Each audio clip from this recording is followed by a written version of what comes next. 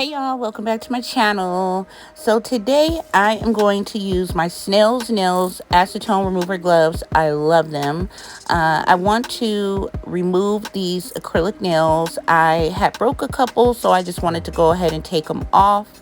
I am first cutting them down shorter before I put the gloves on, just so I won't be soaking off the full length of the nail. If they're shorter, they'll soak off a little bit faster, you know. So I'm just cutting them all down. Thanks again to Snail's Gloves for sending me a box of these gloves. I'm so happy that they did because I don't know what I would do without them. They work so good. Not only do they soak off acrylic, but you can use them to soak off regular polish, gel polish, glitter nail polish. Like, it works good for all of that and quick. And you can use them while you're wearing the gloves. Like, you can still use your phone, you can push the buttons, you can send a text and all that wearing the gloves. And that's one of my favorite parts because, you know, when you put the little tip ones on, you have to sit there and wait that full 15-20 minutes for them to soak off, and you can't do anything.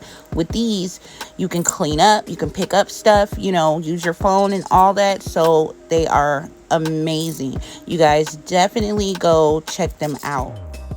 So once I have the gloves all pulled down and on correctly, I just make sure the pads are pushed down and they're completely covering my fingernail. And I like to push the acetone pad onto my nail just to squeeze a little bit of the acetone out to help get it going.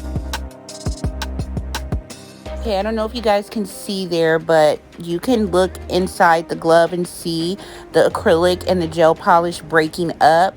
You can lift it a little bit and peek to see if it's ready to go. This didn't even take a full 15 minutes before it was time for them to come off.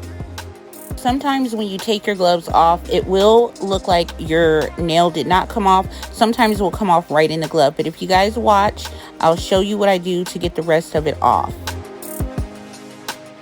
So here you'll see me pull the little cotton pad out the glove, and I'm going to use that in a minute and you'll see why.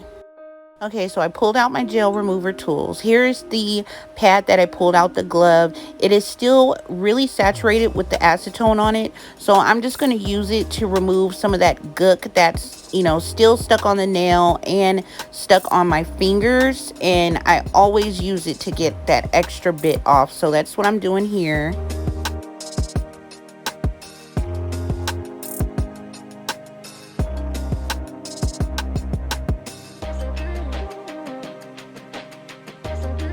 So I just take the gel remover tool and give each one a little help that was still stuck on my nail, and it comes off super easy, y'all, because the glove did all the soaking for me. So it just popped right off. There's no digging, no pushing, and a whole bunch of work that needs to be done. It just needs, you can use your finger to take it off, but I just prefer to use the remover tool.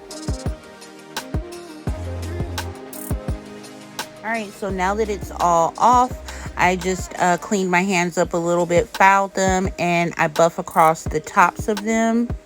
And, you know, just get them looking a little bit manicured for the next nail polish I do.